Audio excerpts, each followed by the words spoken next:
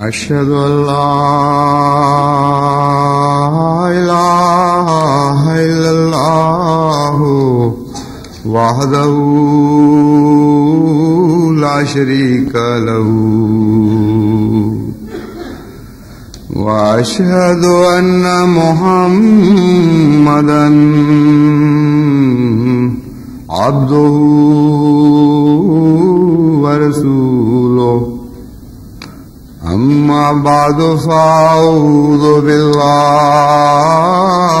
من الشيطان الرجيم بسم الله الرحمن الرحيم الحمد لله رب العالمين الرحمن الرحيم مالك يوم الدين إياك نعبد وإياك نستعين اهدنا الصراط المستقيم صراط الذين أنعمت عليهم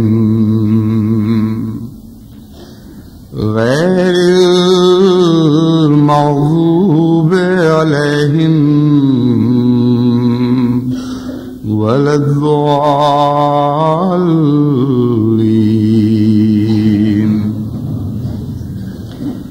إن في خلق السماوات والأرض واختلاف الليل والنهار لآيات لأولي الألباب الذين يذكرون الله قياما وقعودا وعلى جنوبهم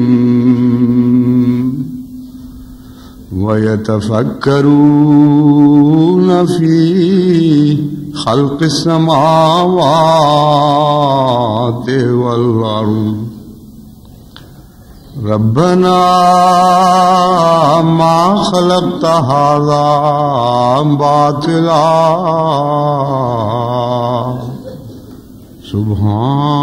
سبحانك فقنا عذاب النار۔ اللہ تعالیٰ کا بے انتہا احسان، اس کے فضل، اس کا کرم، اتنے احسانات اور اتنے فضل اور اتنے کرم ہیں کہ ان کا شمار ممکن نہیں۔ اس کے احسانات کے شکر کی جتنی بھی کوشش کی جائے توفیق نہیں ملتی۔ اس جلسے پر بھی ہم نے اللہ کے بے انتہا فضلوں کو نازل ہوتے دیکھا، باوجود اس کے کہ توقع سے بھی بڑھ کر حاضری تھی، حالانکہ توقعات بھی کافی بلند تھیں، پھر بھی سارے انتظام خدا کے فضل سے اتنی عمدگی سے، اس خوش اسلوبی سے جاری ہوئے کہ یوں محسوس ہوتا تھا کہ بہتا ہوا پانی ہے، نہ اس پر کسی کو زور لگانا پڑ رہا ہے، نہ اس کا رخ معین کرنا پڑ رہا ہے، ایک خودرو سی چیز تھی جو خود بخود گزرتی چلی جا رہی تھی۔ گزشتہ سال جو تعداد جلسے کی حاضری کی پنڈالوں میں گنتی کے ذریعے معلوم ہوئی تھی، اس سے پتہ چلتا تھا کہ مستورات میں 69,000 سم تھنگ، یعنی 69,000 کچھ تعداد تھی، اور مردوں میں 85,000 کچھ تعداد تھی. یہ وہ تعداد ہے جو جلسہ گاہ کے اندر موجود ہوتی ہے اور باقاعدہ کارکنان جن کے سپرد چھوٹے چھوٹے خطات کیے گئے ہیں وہ شمار کرتے ہیں. اس کے علاوہ ایک بڑی تعداد ہے جو پارکوں میں ہوتی ہے، لنگر خانوں میں کام کر رہی ہوتی ہے، ارد گرد کھڑی ہوتی ہے سڑکوں پر، وہ اس شمار میں نہیں ہے. اس سال خدا کے فضل سے عورتوں کی تعداد کی گنتی 85,000 تک پہنچ گئی اور مردوں کی 1,28,000 تک پہنچ گئی. تو جو توقع تھی ہمیں کہ اتنے آئیں گے زائد انشاءاللہ، اس سے بھی بڑھ کر خدا تعالیٰ نے فضل فرمایا. لیکن جہاں تک میں نے جائزہ لیا ہے، مختلف مہمانوں سے پوچھا ہے، مختلف ایسے کارکنان سے جن کو میں سمجھتا تھا کہ وہ مجھے صحیح رپورٹ کریں گے اپنے طور پر، ہر پہلو سے انتظام گزشتہ سال کی نسبت بہتر ہی رہا ہے. اور دراصل انتظام کی خوبی ہی اس کی خاموشی ہے. جتنا اعلیٰ انتظام ہو اتنے ہی اس کے کارندے پس منظر میں چلے جاتے ہیں. ان کے متعلق پتہ نہیں لگتا کہ کون ہے، کیا کر رہے ہیں، کوئی ان پر بوجھ بھی پڑ رہا ہے کہ نہیں، صرف کام ہوتا ہوا دکھائی دیتا ہے. چنانچہ یہ مسئلہ جب میں نے سوچا تو میری توجہ اللہ تعالیٰ کی اس کائنات پر کی طرف منتقل ہو گئی، اس عظیم کارخانہ قدرت کی طرف منتقل ہو گئی. اور میں نے سوچا کہ یہ اتنا خاموش ہے، اس طرح کارندے نظر سے غائب ہو چکے ہیں کہ بہت سے بدقسمت انسان اس بات کا انکار ہی کر بیٹھے ہیں کہ ان کا کوئی چلانے والا ہے. چھوٹے چھوٹے دنیا کے کارخانے جب خود بخود چل رہے ہوتے ہیں تو ان کو دیکھ کر تو وہ تصور بھی نہیں کر سکتے کہ ان کے پیچھے کوئی کار فرما نہیں ہے، کوئی ہاتھ نہیں ہے جو اس کو منظم کر رہا ہے، کوئی منتظم نہیں ہے جو اس کو چلا رہا ہے. لیکن اس عظیم کارخانہ قدرت کی طرف نظر ڈالتے ہیں، ہر روز اس سے استفادہ کرتے ہیں، سانس لیتے ہیں، اس میں دن رات اپنے سارے فوائد حاصل کرتے ہیں. لیکن اس طرف ان کا ذہن جاتا ہی نہیں کہ اس کارخانے کو چلانے کے لیے بھی کوئی انتظام ہونا چاہیے. اور جتنا انتظام نہ نظر آئے اتنا ہی بڑی خوبی اس کے پیچھے مخفی ہوا کرتی ہے. ان دونوں کے درمیان ایک یہ تناسب ہے، جتنا نمایاں کام کرنے والا نظر آ رہا ہو اتنا ہی کام کمزور ہوتا ہے. جس حد تک وہ غائب ہونا شروع ہو جائے اتنا ہی اعلیٰ انتظام ہوتا ہے. اور کارخانہ قدرت سے تو چلانے والے ایسے غائب ہو چکے ہیں کہ دنیا کی باریک نظر رکھنے والوں کو بھی نظر نہیں آ رہے. چنانچہ میں نے غور کیا تو حیرت ہوئی یہ دیکھ کر کہ اس ساری کائنات میں انگنت وجود ہیں جن کے رزق کا روزانہ انتظام ہو رہا ہے، ہر ثانیہ انتظام ہو رہا ہے. چنانچہ قرآن کریم فرماتا ہے وَمَا مِن دَابَّةٍ فِي الْأَرْضِ إِلَّا عَلَى اللَّهِ رِزْقُهَا يَعْلَمُ مُسْتَقَرَّهَا وَمُسْتَوْدَاهَا.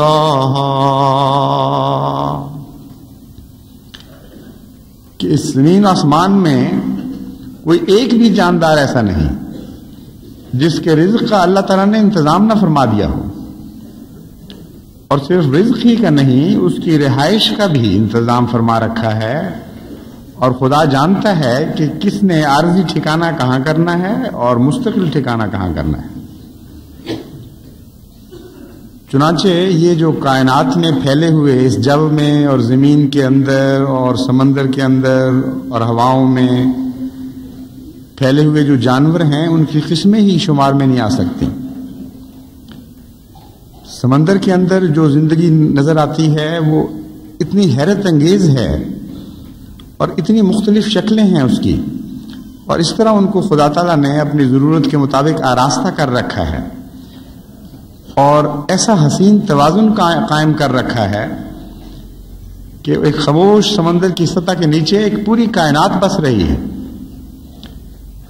اور ایسے سمندروں میں بھی جہاں پہلے سائنسدانوں کا خیال تھا کہ یہاں کچھ بھی نہیں ہو سکتا. نیچے ریت، خاص قسم کی ریت نے تہیں جما رکھی تھیں اور بظاہر وہاں زندگی کے آثار نظر نہیں آتے تھے. اب انہوں نے غوطہ خوری کے ذریعے ایسے سامان پیدا کر لیے ہیں کہ بعض دفعہ وہ بہت لمبے عرصے تک صبح سے شام، شام سے صبح تک روشنی کے آلات لے کر اور بہت سے کیمرے وغیرہ لے کر وہاں پہنچتے ہیں. تو انہوں نے ان سمندروں کے کناروں پر جو عرب کے ریگستان کے ساحل کے ساتھ ساتھ ہیں، انہوں نے یہ دیکھ کر بے انتہا حیرت کا اظہار کیا ہے کہ مثلا جب ہم وہاں پہنچے زمین نیچے سمندر کی تہہ میں تو ریت کے سوا کچھ نظر نہیں آتا تھا، کامل خاموشی تھی. پھر ہم نے آہستہ سے جب غور سے دیکھنا شروع کیا تو بہت سے جانور بھیس بدل کر خاموش بیٹھے ہوئے تھے کہ ان کا شکار پاس سے گزرے تو وہ اس کو کھا جائیں. اور عجیب عجیب قسم کے کیموفلاج کیے ہوئے تھے انہوں نے. بعضوں کی صرف آنکھیں ریت میں سے چمک رہی تھیں، بعضوں کے بازو باہر نکلے ہوئے تھے، بعض پودوں کی طرح زمین میں گڑ کے کھڑے تھے، اور جن کو ہم پودے سمجھ رہے تھے وہ جاندار تھے، انتظار کر رہے تھے کہ کب اللہ ان کا رزق بھیجے. اور پھر جب موسم وقت بدلا، سورج ڈوبا، رات آئی، تو اچانک وہاں بے انتہا اور جاندار بھی پیدا ہو گئے.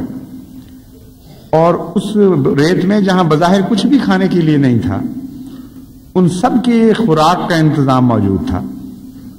اور نہایت خاموشی کے ساتھ ایک پوری کائنات بستی ہوئی ان کو دکھائی دی. ابھی بھی وہ اس پہ تحقیق کر رہے ہیں، اور جو تصویریں شائع ہوئی ہیں ان کو دیکھ کر حیرت ہوتی ہے اللہ تعالیٰ کی صنعت پر اور اس کی مصوری پر. اسی طرح ریگستان کے متعلق، جہاں درجہ حرارت 140 تک پہنچ جاتا ہے، لق و دق صحرا جس کو کہتے ہیں وہ کوئی چیز ہو ہی نہیں سکتی. اب وہاں سائنسدانوں نے تحقیق شروع کی تو اس پر بھی بڑے دلچسپ مضامین شائع ہونے شروع ہوئے ہیں. وہ کہتے ہیں کہ ادھر سورج ڈوبا اور ریت ذرا ٹھنڈی ہونی شروع ہوئی تو ہر طرف سے زندگی پھوٹنی شروع ہو گئی. کچھ جانور ایسے ہیں جو نسبتاً کم درجہ حرارت پر زندہ رہتے ہیں، وہ اور گہرے زمین میں گئے ہوئے تھے. جہاں تک سورج کی گرمی اثر نہیں کرتی تھی، انہوں نے سوراخ بنا کر وہاں اپنی جائے رہائش رکھی ہوئی تھی. کچھ زیادہ گرمی برداشت کر لیتے ہیں، وہ اور قریب تھے، کچھ اور زیادہ قریب تھے. اور یہ جو سانڈے اور اس قسم کے جانور ہیں جو بہت زیادہ گرمی برداشت کر سکتے ہیں، سب سے پہلے یہ نظر آنے شروع ہوئے. اور اچانک ہم نے دیکھا کہ پھر اور چیزیں نکلنی شروع ہوئی زمین سے، پھر اور چیزیں نکلنی شروع ہوئیں، اور سارا ویرانہ آباد ہو گیا. اور کسی نے شبنم چاٹی، کسی نے کچھ اور کھایا، کہیں سے آسمان سے اترنے والے اور خوراک کے انتظامات اللہ تعالیٰ نے کر رکھے تھے، ان سے استفادہ کیا. اور یوں معلوم ہوتا تھا کہ جنگل میں منگل آباد ہو گیا ہے. زمین پر جو حشرات الارض ہیں ان کی قسمیں بے انتہا ہیں، شمار میں نہیں آ سکتی. اور جو جانور ہیں عام موٹے چلنے پھرنے والے، ان کی بھی اتنی قسمیں ہیں، اور ہر قسم پھر آگے اس طرح آگے تقسیم ہو چکی ہے. اور حیرت کی بات یہ ہے کہ ہر ایک کی خوراک کا مناسب انتظام موجود ہے، اور ویسٹ پروڈکٹ کا کوئی نقصان نظر نہیں آ رہا کہیں. یہ ہے اللہ تعالیٰ کی قدرت کا ایک حیرت انگیز کمال کہ دنیا میں چھوٹا سا بھی آپ کارخانہ بنائیں تو ویسٹ پروڈکٹ ایک مصیبت بن جاتی ہے. وہ فضلہ جو ہر پیدائش کا لازمہ ہے، جب کوئی چیز پیدا کرتے ہیں کچھ فضلہ ہوگا اور وہ نقصان دہ ہوتا ہے. اس کو کہاں پھینکیں، کس طرح اس کو ختم کریں، یہ ایک بڑی مصیبت بنی ہوئی ہے آج کے انسان کے لیے جو بہت بڑا خلاق بنا پھرتا ہے. آئے دن ایسے واقعات ہو رہے ہیں کہ ایٹم کا فضلہ کہاں پھینکیں، روزمرہ کارخانوں کا فضلے کا کیا کریں.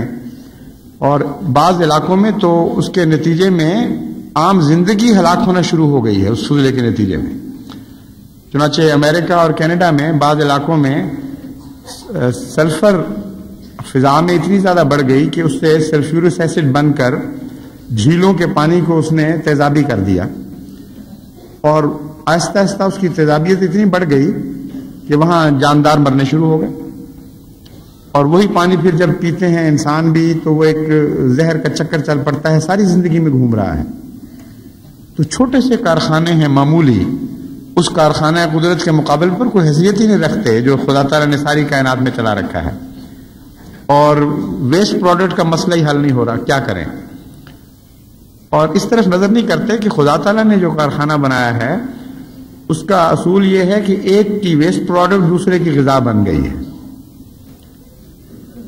اور ایک ذرہ بھی ضائع نہیں ہو رہا، اور ہر چیز گھوم کر پھر واپس اس کائنات میں چلی جاتی ہے، اور توازن وہی برقرار رہتا ہے۔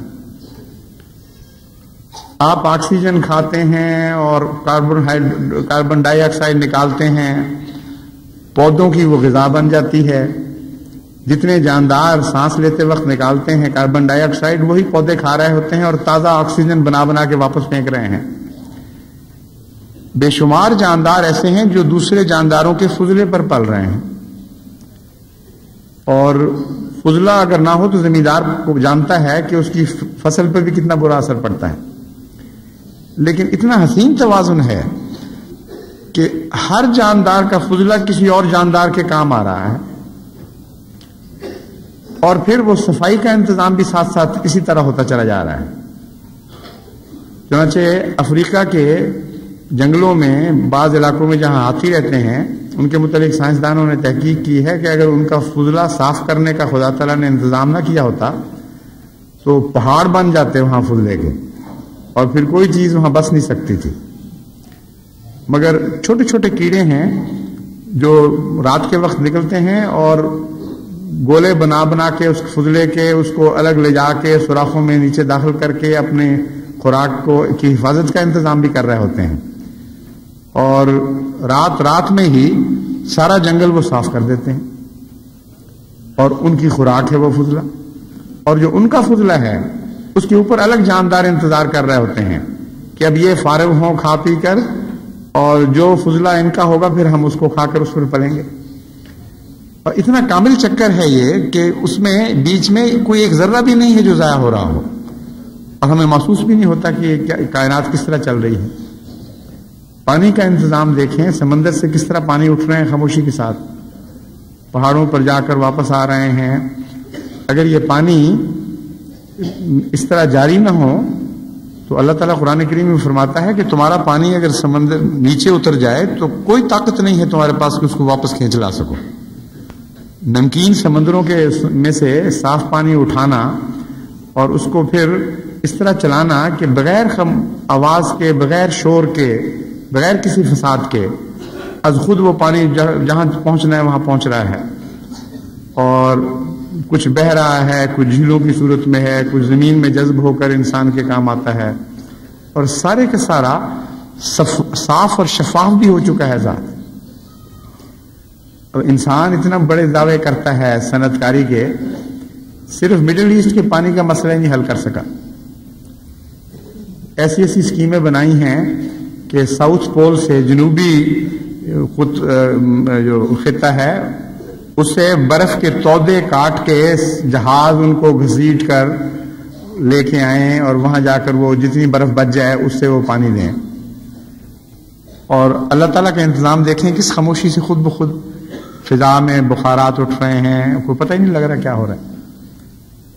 اور جو انرجی آ رہی ہے وہ سب جگہ موجود ہے، لیکن کسی کو آگ نہیں لگا رہی، ورنہ کارخانوں کے لیے جو ان کو انرجی استعمال کرنی پڑتی ہے اس کی تو بعض دفعہ اتنی خطرناک شکلیں ہیں کہ اس کو سنبھالنا مشکل، اس کے قریب کام کرنا مشکل، اور ایٹامک انرجی تو بہت ہی زیادہ خطرات اپنے اندر رکھتی ہے۔ اب آرام سے دھوپ پیاری پیاری اتر رہی ہے، اور پوری کارخانے کی طاقت جتنی چاہیے اتنی دے رہی ہے، اس سے کچھ زائد حصہ نہیں کر رہی۔ اتنے باریک حساب ہیں اس میں، اتنے حیرت انگیز اس میں اعداد و شمار الجھے ہوئے ہیں کہ دنیا کا بڑے سے بڑا کمپیوٹر بھی اس کو حل نہیں کر سکتا اس باریکی کے ساتھ۔ اس توازن کو رکھنا کوئی معمولی بات نہیں ہے کہ خود بخود ہو چکا ہو۔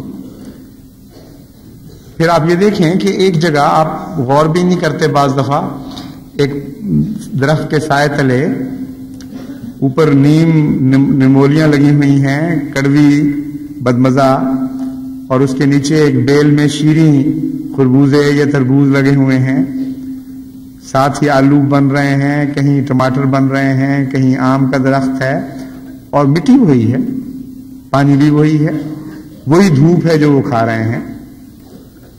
اور پھر رنگ اور روپ کس طرح بدلتے ہیں. کہیں کانٹے نکل رہے ہیں وہاں سے، کہیں نہایت خوبصورت گلاب کے پھول بھی ہیں، سفید چنبیلی ہے، اور پھر خوشبوئیں اٹھ رہی ہیں کئی قسم کی. اور وہیں ایسے واقعات رونما ہو رہے ہیں کہ ایک جانور گند پہ منہ مار رہا ہے، ایک مکھی شہد چوس رہی ہے، ایک بھنورا ہے جو پھولوں پر بیٹھتا ہے، ایک کیڑا ہے جو گندگی ڈھونڈتا رہتا ہے، وہاں اترتا ہے صرف، اور پھول پہ بٹھا دو تو بیچارہ بھوکا مر جائے اور اس کو شاید تکلیف ہو جائے ناک کو کہ کتنی بدبودار چیز پہ میں بیٹھا ہوں. اور وہی ورمز ہیں جو زمین کے اندر جا کر وہ گندگی کھاتے اور ویسٹ پروڈکٹ کو استعمال کرتے اور اس کو پھر انہی پودوں کے لیے جو خوشبو پیدا کر رہے ہیں غذا بنا رہے ہوتے ہیں.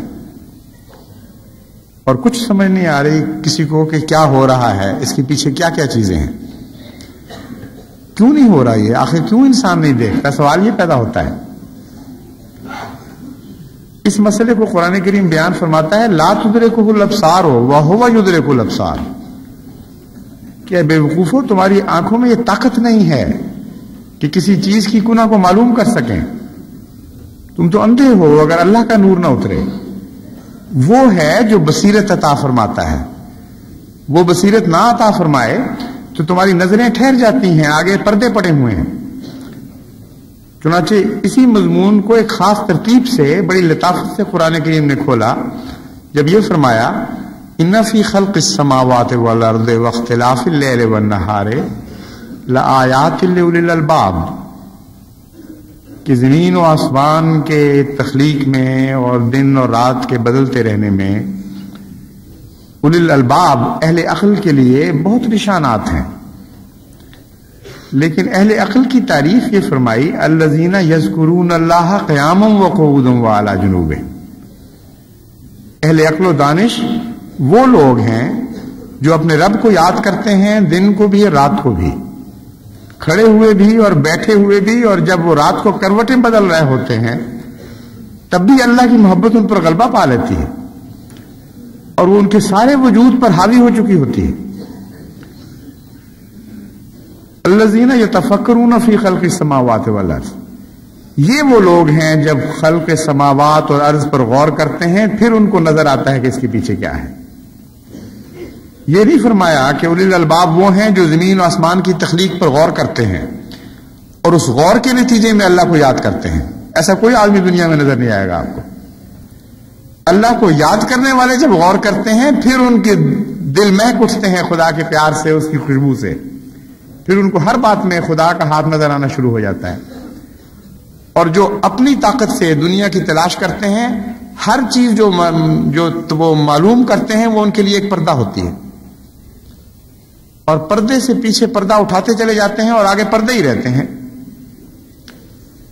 ان غور کرنے والوں سے تو بہتر غالب کا غور تھا جو یہ کہتا ہے کہ یہاں ورنہ جو حجاب ہے پردہ ہے ساز کا، محرم نہیں ہے تو ہی نواحہ راز کا، یہاں ورنہ جو حجاب ہے پردہ ہے ساز کا.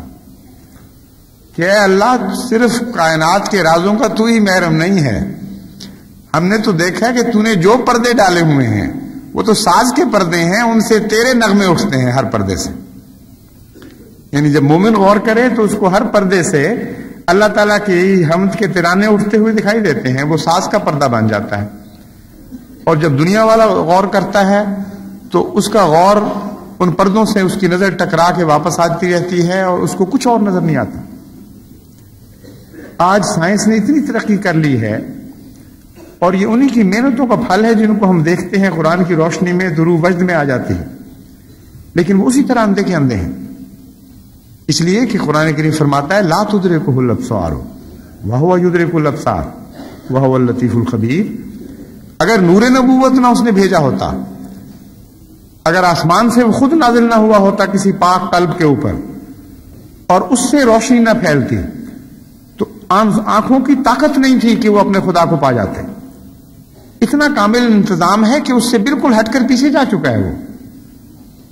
اس خاموشی کے ساتھ اس کا انتظام چل رہا ہے. ایسا لطیف اور خبیر ہے وہ کہ اس کو نہ اس کی آواز تمہیں پہنچ رہی ہے چلانے والے کی، نہ اس کو دیکھ رہے ہو چلاتے ہوئے، نہ اس کے کرندے نظر آ رہے ہیں. فرشتے بے انتہا ہیں جو کام کر رہے ہیں، لیکن وہ بھی مخفی در مخفی ہو چکے ہیں. تو یہ حضرت محمد مصطفیٰ صلی اللہ علیہ وآلہ وسلم کا احسان تھا کہ وہ جو آسمان سے نور آپ پر نازل ہوا، اس نے ہمیں بصیرت عطا کی، اس نے اس کائنات کے پیچھے رونما ہونے والے واقعات تک ہماری نظر پہنچائی. کتنا عظیم الشان احسان ہے حضرت اقدس محمد مصطفیٰ صلی اللہ علیہ وسلم. اور اس دور میں پھر حضرت مسیح موعود علیہ السلام نے اس ایمان کو زندہ کیا. کوئی شک نہیں ہے اس بات میں کہ ایمان سوریا پر جا چکا تھا.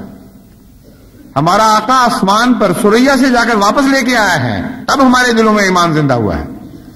بس اللہ بے انتہا رحمتیں نازل فرمائے اس آقا معلم پر بھی اور اس متعلم پر بھی، حضرت محمد مصطفیٰ صلی اللہ علیہ وآلہ وسلم پر بھی، اور آپ کے غلام کامل حضرت مسیح موعود علیہ الصلوۃ والسلام پر بھی. ان سے ہم نے نور بصیرت پایا تو ہم نے اپنے رب کو دیکھا. اس سے بڑا اور کوئی احسان نہیں ہو سکتا. خدا ہمیں اس احسان کے بدلے میں ہمیشہ ان پر درود اور رحمتیں بھیجنے کی توفیق عطا فرماتا رہے.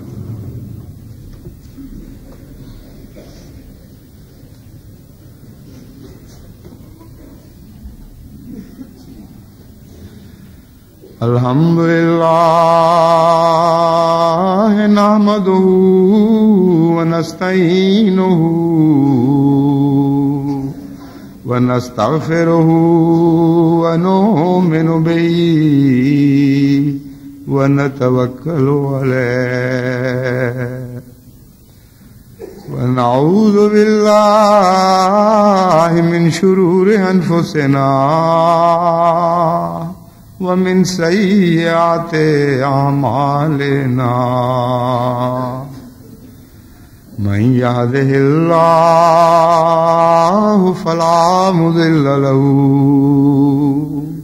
ومن يضلله فلا هادي له ونشهد أن لا إله إلا الله وحده لا شريك له ونشهد أن محمدا عبده ورسوله. انتظام سے میری توجہ دوسری طرف منتقل ہو گئی، ایک چیز سے دوسری کی طرف ذہن حرکت کرتا رہا، اور یہ کہنا بھول گیا کہ ان کارکنان کے لیے دعائیں کریں. اللہ تعالیٰ نے ہمارے سلسلے کے خدام کو، بچوں کو بھی، عورتوں کو بھی، بڑوں کو، چھوٹوں کو ایک ایسی پاک روح عطا فرمائی ہے کہ خدا کی خاطر اس طرح کام کرتے ہیں جس طرح کیڑیاں کام کر رہی ہوتی ہیں، بلکہ یہ کہنا چاہیے جس طرح شہد کی مکھیاں کام کر رہی ہوتی ہیں. ہم تک اس انتظام کا شہد پہنچتا ہے، وہ محنت جیسا کہ میں نے بیان کیا نظر سے اوجھل ہو جاتی ہے، اور یہ نہیں پتہ چلتا کہ کس طرح ایک ایک روٹی کے لیے کتنے لمحات خرچ ہوئے ہیں قربانی کے. چھوٹے چھوٹے بچے، چھوٹی چھوٹی بچیاں روٹیوں کی ٹوکریاں اٹھائے ہوئے، سالن کے پیالے لیے ہوئے پھر رہے ہوتے ہیں سب، اور پھر بھی بعض دفعہ مہمان کو پوری طرح تسکین نہیں پہنچا سکتے، اس پہ پھر وہ شرمندہ بھی ہوتے ہیں.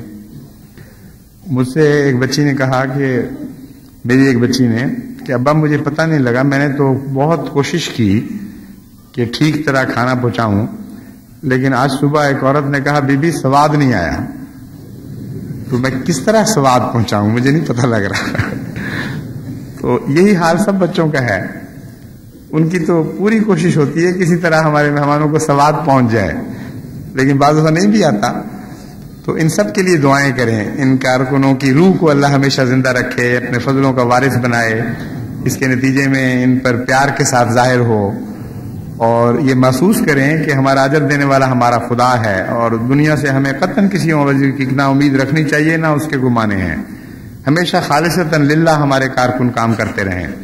خدمت خلق والے بھی ہیں، لنگروں میں کام کرنے والے، دیگر انتظاموں میں ملاقات کے انتظام کرنے والے، باہر سے آنے والے، ربوہ میں رہنے والے.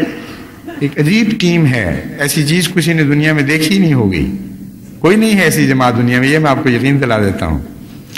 بعض غیر بھی محسوس کرتے ہیں. وہاں سے باہر سے ایک مہمان آئے ہوئے تھے, ان کا تاثر یہ تھا, انہوں نے یہ کہا اپنے ایک دوست سے کہ ایسی چیز ہے ہی کہیں نہیں دنیا میں, یہ جو لوگ میں نے دیکھے ہیں یہ قوم ہی الگ ہے, کوئی ان کی نظیر نہیں ہے کہیں.